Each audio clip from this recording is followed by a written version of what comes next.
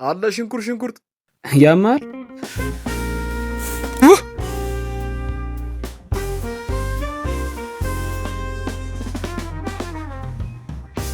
የሰፈር ቆንጆ እኮ ዕቃ አይሸክም። አልሰማሽ? ሰው ካየን ጥሩ አይደለም። እናየዋ ሳሚ የሰፈር ቆንጆ ረዳ ቢሉ ምን ችግር አለው? በመሸከም እኮ እጅሽ ሊቆረጥ ነበር። አሁን እኔ መጥቼልሻለሁ፣ እኔ አግዝሻለሁ። አይ የሰፈር ሰው ካንተ ጋር መታየቴን ለአያቴ ቢነግሯትስ? አሁን መሄድ አለብኝ። ቆይ እንጂ ነው የምትሄጂው? ከአንቺ ጋር መታየቴን የሰፈር ሰው ቀርቶ ሌላም ሰው ቢያወራ ግድ የለኝም። እሺ በቃ ቲማቲሙን ስጠኝ። ከዚህ በላይ አብረን ከቆየን ሰው ያየናል። እሺ ግን በአንድ ቅድመ ሁኔታ። እሺ በምን? ለነገ ቁርስ የሚሆን ቆንጆ ፍርፍር ትሰልኛለሽ፣ ከዛ ተቀበኛለሽ። ኧረ እባክህ ማን ስለሆንክ ነው ላንተ ፍርፍር ምሰራል? ሳሙኤል። እምቢ ካልሽ ግን አንድ መፍትሄ አለኝ። ምን ልታደርግ? ካልሆነማ ነገ ጠዋት ቤትሽ መጣና ጠይሞ ልጅ ብዬ ነው የምጠራሽ። ከዛ አያትሽን በዛው ተዋውቃለሁ። አንተ ያመሃል እንዴ? ምርጫው አንቺ ነው እንዴ? እንቺ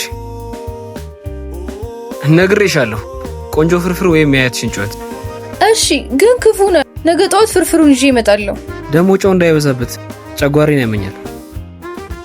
አያቴ ነች ሁሉ ነገር ውስጥ የምትከተኝ።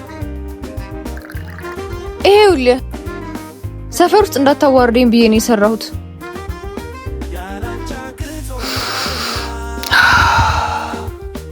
ማዛው ባንቺ ቆንጆ እጆች እንደተሰራ ያስታውቃል።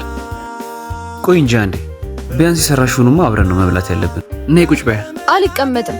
ይልቅ ቶሎ ቶሎ ብላና ቆም መልስ። የኔ እናት ላንቺ ብዬ ነበር። ኧረ ቢያንስ ቀስ ብለህ ብላ። ይሄ ምግብ ለወደፊት ሚስትነት ብቃ ያደርግሽ። እንኳን ላንተ ሚስት መሆን ለነገሩ እሱን ተወው። ለማንኛውም ፍርፍሩ ከጣፈጠ ቀይን ቶሎ አጥበህ መልስልኝ። አረ ቆይ የተከምሽበትንማ ዝም ብዬ አልሽኝሽ ማለት። በጣም አመሰግናለሁ። ምሳቃውን ደግሞ ነገ ወክስ እናደርግ መልስልሻለሁ 11 ሰዓት። እሺ አንተ እብድ፣ እውነትም ሰይጣን ነህ። እሺ